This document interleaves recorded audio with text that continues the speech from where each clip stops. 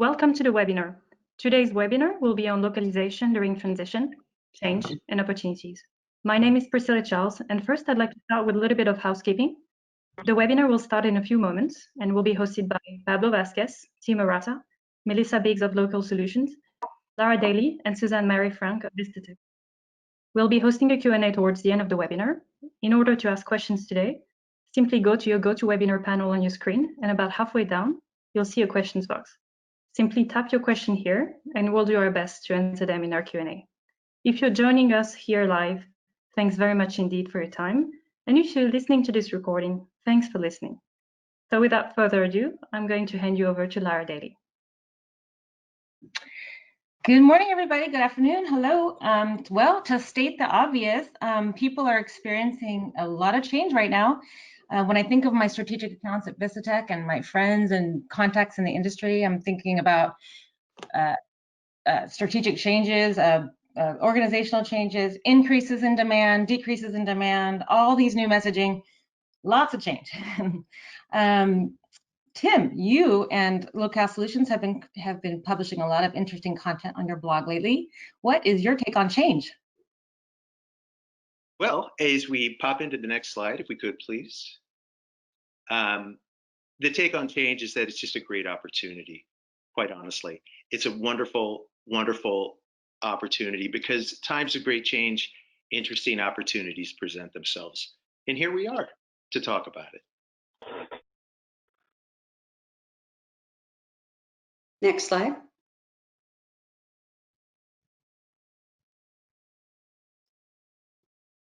Yes, as I just mentioned, it's not a news flash. We do live in this time of tremendous flux.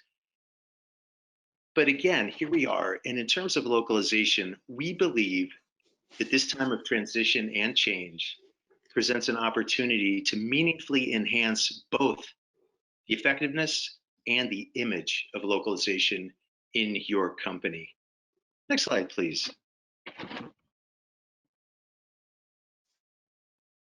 So the foundation of this change is something we call business alignment, or more simply, alignment. The goal of alignment is to sync the localization team's work with the company's greater business goals. So again, alignment is syncing the localization team's work with the company's greater business goals. That's the foundation, that's the concept. Next slide, please.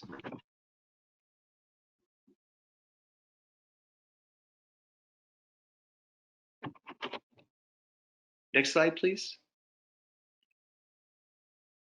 Great, thank you. All right, so 3 pillars rest on the alignment foundation. These pillars, which are resources, learning, and communication, represent areas in which you can take specific actions to better sync with the company's greater goals. All right, due to time constraints today, we're going to focus on alignment, which is the foundation, and on only one of the pillars, which is communication. If there's interest in learning a little more about the other 2 pillars, or anything else for that matter, please drop a line to our Vistatec partners and let them know. The 5 of us would be happy to continue the conversation at a later date. Great, next slide, please.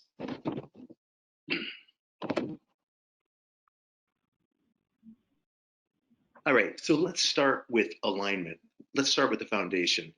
In this time of change, we start with how the company's goals are or might be changing. All right, to learn about how the goals are changing, talk to your manager, talk to your manager's manager, talk to your manager's peers, talk to anyone who can provide you input about what that change is. And when you're having these conversations, questions you might want to ask include, what products are now going to be more heavily featured? Which markets are seen as critical to maintaining our company's health? And maybe which markets are seen as less critical in the near term or medium term to maintaining the company's health? All right, the next point is that you take this information about changes and you incorporate it into your own localization plan. As we mentioned, as Locale Solutions mentioned in our recent blog post, language strategy is a great place to start. And we're going to use language strategy as the example today. Language strategy being your master list of what content gets translated into which languages on a systematic basis. So with this language strategy as an example, first, you look at the changes in the company's goals, then you look for how these changes might impact your language strategy plan. All right. The third bullet can happen at any time, the engage with management bullet. So the important point here is to let your own management know that the localization team is on board in this time of change. The localization team is not only on board, it's going to do its part to help push the company in the revised direction. We feel like it's just a good message to take to your management, say, yeah, localization, we get it, and we got it. Good. Now, finally, the fun starts, all right? So with all this pre-work in hand, you get to meet with your content stakeholders to gain agreement on what will change and potentially what will stay the same, and in this example, in your language strategy. This is the opportunity to work with your stakeholders to arrive at an understanding of their localization requirements in the context of the company's goals. This is really a great thing. It might be the first time that any of you are really doing it, but it's truly, truly a great thing to be able to speak about everything in the context of the company's goals. At the bottom, we mention an alignment bonus. Pardon me, an alignment bonus. The bonus is that now that you've had this conversation, this meaningful localization / business conversation with stakeholders, you can continue to make sure that you and your stakeholders are talking about their localization needs on a regular basis. And when you have the next meeting, perhaps you want to keep talking about language strategy. You might want to add in different topics like technology needs. You might want to talk about linguistic quality needs. You can talk about anything related to localization. And we really feel like that's a huge bonus of getting the alignment exercise started. All right, Melissa, I have just said a lot as an intro there. Is there anything you'd like to add about alignment? Yes, Communication? I'd just like to rephrase one thing that you just mentioned, Tim, which is the bonus. The bonus is it opens the doors for you, not only with people in your management chain to talk about more elements of localization that can be incorporated into overall business planning, but also it opens the doors for you to look at aligning and extending that alignment into the future for how you're running your groups, the things that you will focus on, and selling those to your stakeholders and partners, both internally and externally. So with that as an intro, let's look at opportunities to strengthen partnerships, which is part of an overall communication effort that goes along hand in hand and is critical to alignment. So next slide, please. Pardon me. Need Tim, the did next you want slide. to add something? There we go. Great. So we look at three particular opportunities for expanding your communication during the period when you're putting alignment in place, and also when you're maintaining that alignment in the future. And those opportunities are internally in your overall organization. One of the sweet spots for you is to strengthen those bonds and the strategies with your in-country teams. Talk with them, set up meetings, agree on what the priorities they are seeing for their particular region, locale, country, and language combination, so that you can fine-tune your alignment with them and act as strong partners to push for more overall international strength for your company's offerings. Another place where there are some great opportunities during this period of alignment and setting this up is work with your vendors in a different way. Contact them again. See what types of other services they might offer you during this alignment period. Share some of your some of the areas where you would like to grow or change, and build that relationship into a stronger partnership during this time. And then finally, look at internally at your own localization team. How can you manage the change that alignment brings? What are some of the concerns that your teams have? This is an excellent opportunity to communicate and build team rapport and help to manage change, which is always a difficult thing. And in our current time, it makes people even more anxious in some cases. So using communication and building that team rapport is really critical. Yeah. Melissa, I wanted to jump on one additional thing about communication. And, we had talked about it in the pre-meeting. We were talking in this case about the concept of vulnerability in these times.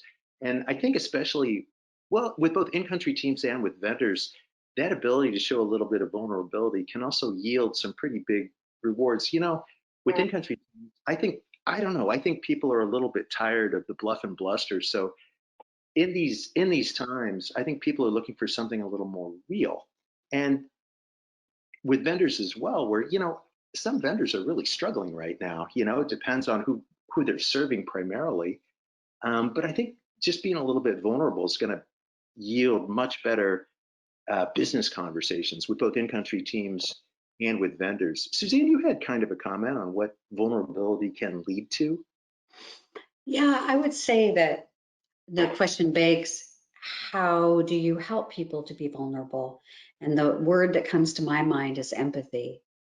How do you show empathy not only to your internal stakeholders, but your external stakeholders? And I think even brainstorming with your team on an empathetic approach across the board would be perhaps something that could be very useful. What are your thoughts, Tim? Yeah, I think that makes sense. I just really like that. I sort of like your story that the vulnerability yields a lot more empathy. And I don't know, perhaps I'm overdoing it, but I think in this day and age, a little bit more empathy really is going to yield much better business results. So yeah, I'm on board with that for sure. I would agree with that totally. And just from a personal perspective, I work with a not-for-profit that focuses on international empathy. So this is a very big key concept in the work that I do. So Melissa, we're talking about that as a company all the time, not only, again, for how we service each other as our internal customers, but our external customers as well. Do you have any tips and tricks for the audience out there listening and thinking, okay, I'm going to talk to my team and we're going to have empathy, but do you have any specific tips and tricks on how you advise clients that are looking to pass that down to create that vulnerability? I would say there's some quick tips. Pardon me, that's a hard phrase to say. You can do this using tools. So sending out, say, a short video that might show an empathetic situation and how you solve a problem. To do frequent check-ins with groups that you're involved with, whether it's your own internal organization, an external partner, or customer-facing organizations that can help you get the pulse of what their issues are. Yeah, and one more thing about vulnerability and empathy is being pretty clear and fresh about the fact that, hey, I don't have all the answers. So when you're checking in with these other people, it's like, all right, here's what I think you need. Here's what I think the situation is. But you have much better clarity than I do. What do you think? And I think that's always a good entree into this type of conversation. I agree. And I think the evolution of the empathy and creating that collaboration and partnership should also include a quid pro quo.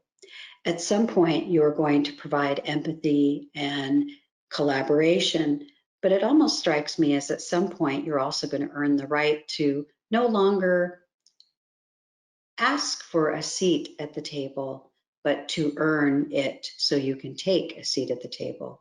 Would you agree with that, Pablo? Absolutely, yeah. No, there's a point there where you build a foundation of the empathy, and then you just have to expect that everybody else will fall in line. If you are showing vulnerability and you're open, you are asking questions, how are you doing, how things are in your side, and you show some understanding, you expect reciprocity, right? You expect that to come in the other direction as well. So. Yeah, and it's funny how with Pablo's statements, we've just come full circle on the whole alignment exercise, right? The point of alignment was you get to approach localization from a business standpoint to take that seat at the table that was yours. And so you mix in that little bit of empathy, and it makes that much easier. So well, another example of using that empathy as part of this moving into alignment in your localization efforts with the larger corporate goals is take it in small steps. Take the small successes one at a time. Don't feel like you have to have the entire package of aligning done immediately. In times like we have now, things are changing rapidly. There is a whole lot of anxiety and confusion.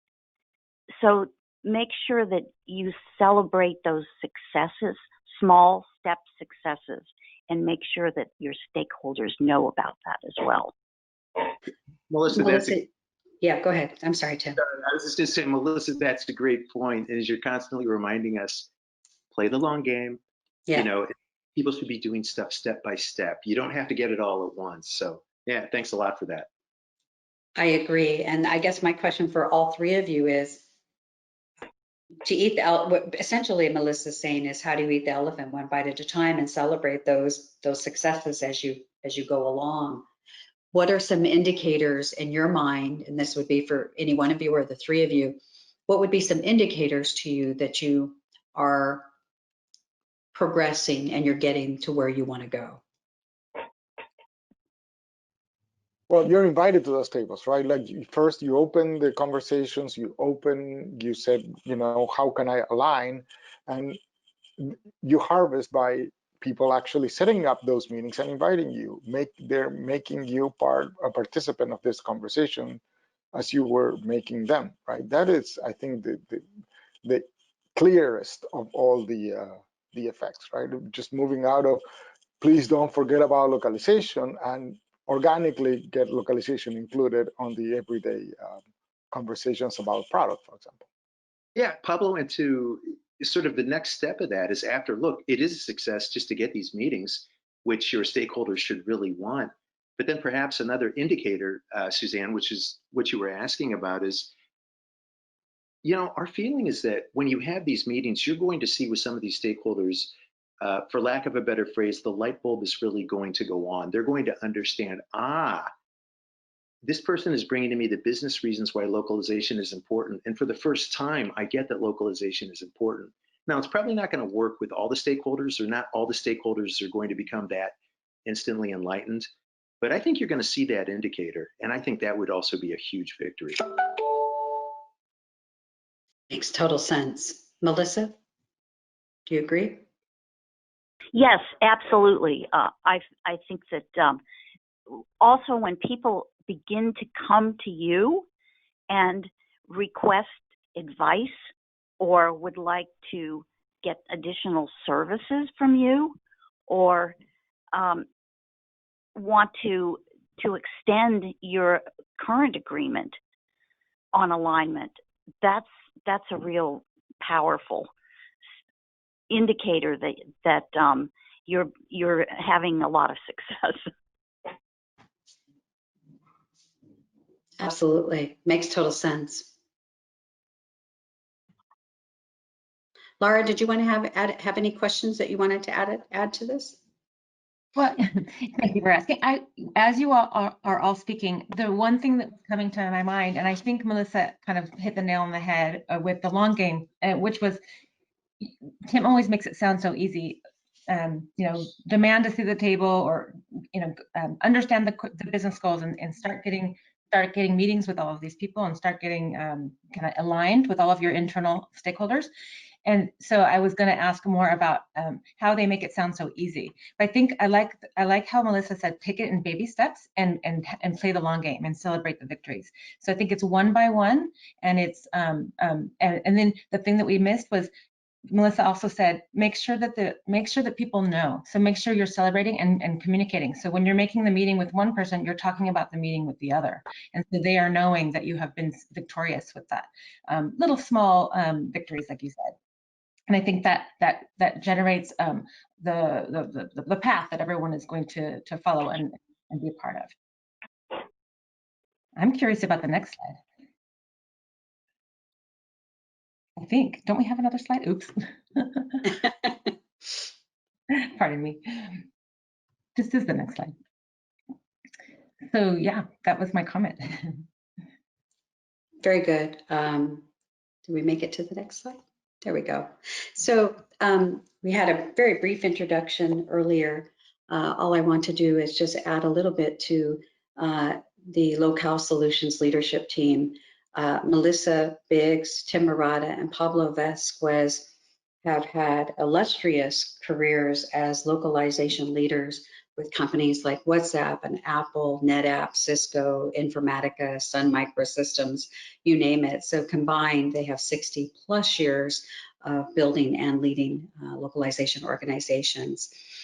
So I definitely would highly recommend that you reach out to them if you need any help with your strategy and the pillar that we spoke about today. They also have a fantastic blog that came out yesterday that's on LinkedIn and at their website. The Evangelization is Dead, Long Live Alignment. So very topical for today's discussion. Without further ado, do we have any questions? Yes, thank you so much for this very insightful presentation. We do have a number of questions. The first question is for Melissa.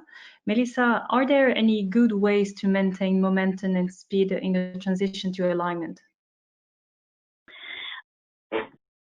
Yes, some of the things that you can do to maintain your momentum is keep a set of milestones, so that and make sure that those are communicated to all of your partners, so everybody is marching to the same drummer. Another area that we discussed a little earlier was keep up a frequent check-in, especially with your field partners, since they're close to the customer, and you want to make sure that the alignment not only your alignment with your corporate goals and your corporate direction, but also with your customers and what they really need. So that's a second area. And again, the third one that we talked about was, or a little earlier, was focus on the small successes. Don't go too broad, and make sure you highlight your accomplishments and try to do it in some creative ways.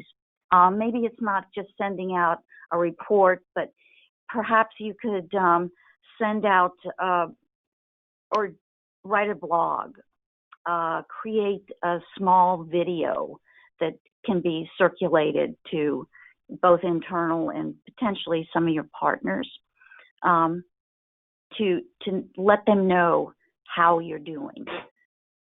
Those are things that are both broad and limited and tactical. Thanks very much, Melissa. Now we have a second question, this time for Tim. So how do you work around internal barriers to change and alignment, and even when there may be a new goals passed down for corporate management? So this is around working around the kind of barriers internally. I think that's the question, yeah?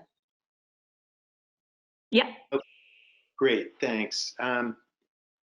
Yeah, I like the question because sort of implicit in that question is a little bit of frustration or perhaps a hesitation to run through these barriers. So, you know what, at a first cut, I would think about this in terms of upside and downside.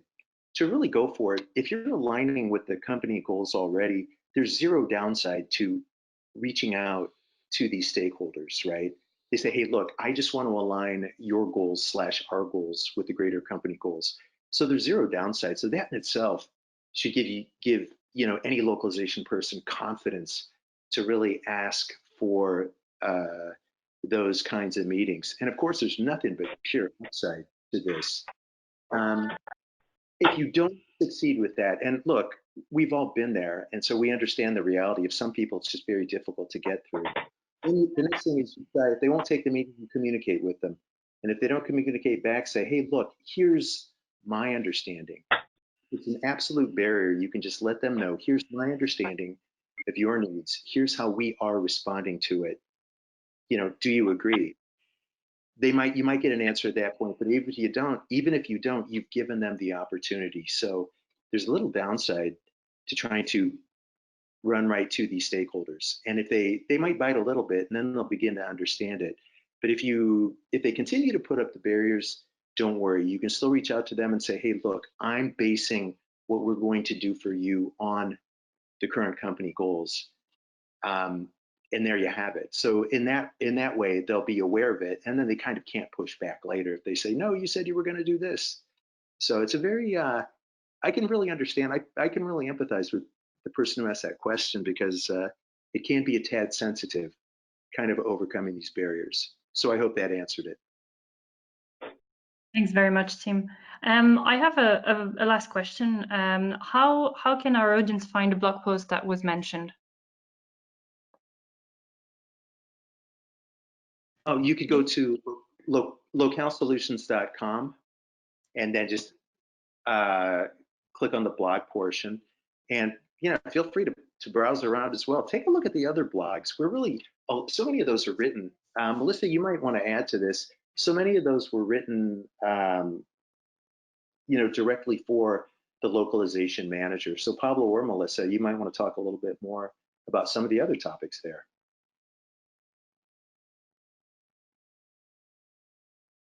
Sure. Pablo? So go ahead. Sorry. No, go ahead. No, there's tons of blogs. We try to put a blog out every month at least, and we have topics that come from content to localization engineering. We try to kind of give our worldview of localization and the localization operations from there. So lately we've been focusing on strategies, since this coronavirus pandemic seems like really need a shift on the strategy, as you heard before. So we've been focusing heavily on that, but it just shows it's our place, our soapbox, where we can tell the world the way we think and we see things. Melissa, did you have something you wanted to add to that? Just that most of the blogs that we do publish are looking at more on a strategic level. How can you change your organization as localization to be more effective and more a partner and have a seat at the table in your company? So that's been our focus, more than giving individual tactical tips for common localization problems. We do try to do a mix of topics, but it's heavier on the strategic side. Absolutely, which I think is interesting and not something that you see out there as often. So thank you for that. Hey, Suzanne and Laura, you know what? We've got to draw you guys into this.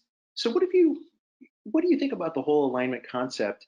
And in terms of what you see with your own clients, you know, based on the question that I just got, it does take a little courage maybe to start to get these meetings going. What are you seeing with your own clients, and what do you think about this concept? Can it help your clients? I was just thinking about that, Tim, I was thinking about some of my clients who they do have these conversations. And then I also have some clients who do not have these conversations, are more reactive to what maybe one language might need, one region might need. And I'm very curious, you know, how some baby steps that can be taken for the localization department of a company, maybe in a more of a kind of growing mode. Where they're still in the mode of you know, there's a new customer in Romania, we need Romanian. How we can turn that around, how this contact could turn around and start conversations to kind of be a part of the strategy that is driving the company's goals. So I'm very curious about kind of, you have experience with very large companies where localization is such a part of the success, and I know that in your history, the three of you have helped make localization be a part of and get recognition for being a part of the success of a company. And then there's a lot of companies that are just behind in that kind of a growth mode because of just where they are as companies, and how our contacts can kind of join the table and bring information that will help advance the company goals, even set company goals. So I think one of the things that we try to emphasize with our business is how localization groups can start to bridge from being purely operational to being real business partners. And that's where what you just spoke about with emerging companies, where they're at the cusp of making change. This is the sweet spot that we feel is very important for groups to really engage with in order to be effective and to grow themselves as their company grows, rather than staying static. Yeah, spot on, Melissa. And Laura, to use that Romanian example, oh my God, what a wonderful opportunity. So it's like, well, we're moving into Romania. Great opportunity for the localization manager to get with the powers that be. It could be the product manager, it could be whatever. It said, okay, I understand we're doing this. What are the language requirements? What are you basing those language requirements on? I mean, what kind of data are you using? Can we look at this together? So that example you gave is just this wonderful opportunity to do exactly what Melissa said. It's like to be that business partner. So sorry, I'm jumping through the computer here just talking about it, because it's like, oh my God, what a wonderful opportunity to start the entire alignment exercise. Indeed.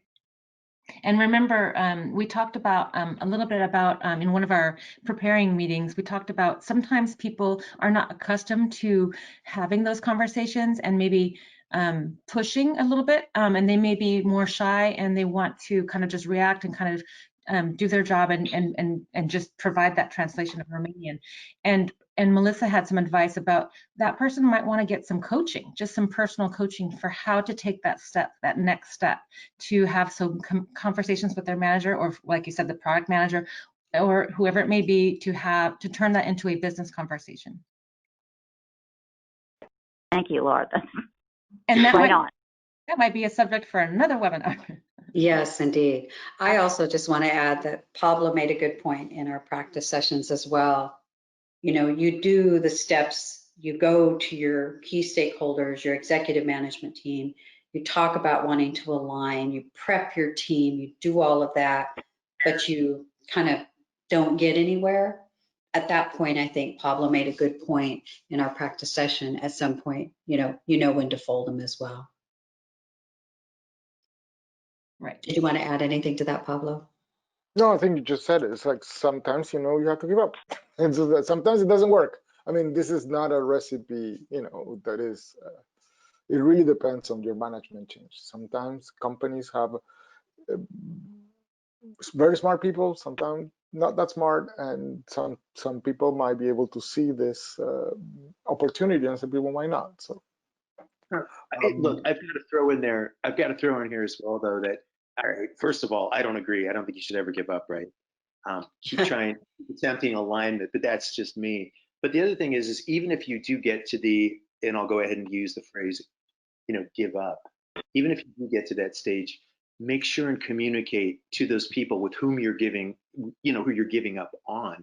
Make sure you communicate to them what you're doing with their content and why you're doing it. So again, it's like at least it's in their face.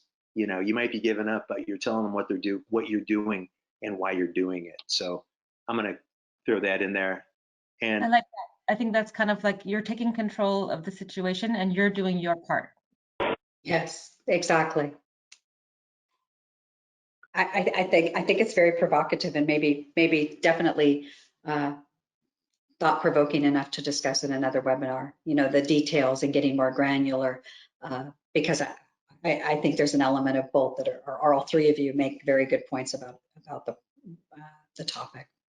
Yeah, and we could talk about this on end for sure. So maybe it is better. Exactly. Are there any more All right. questions? Any more questions? No, not for now, but Next slide, thank please. you so much for all of your answers. Yeah, thank you. Can you go to the next slide? There you go. Laura, did you have the final say? Have a wrap up. Yes. So I wanted to thank everyone for joining us today. And I want to thank special thanks to Locale Solutions for being our guests today on this webinar. And I would like to thank Vistatec Marketing. Priscilla, thank you for sponsoring this webinar. And here at Vistatec, we are all about custom programmatic solutions. So to summarize our tagline here, it's all about your vision that turns into a program, that turns into a dedicated team with partners like Locale Solutions included, and then it turns into Vistatec's commitment. So it all starts with a conversation, and we would look forward to having future conversations. Please don't ever hesitate to reach out to any of your Vistatec contacts or any of us here on this panel via LinkedIn or any other way. And thank you so much, everybody, and thank you. Thank you so much. Thank you. So if you want to go back and listen to the webinar, the recording will be available in the coming days on the vistatec.com website. Thanks again to Pablo, Tim, Melissa, Lara, and Suzanne for a great discussion today. And thank you, everybody. This webinar has now come to a close.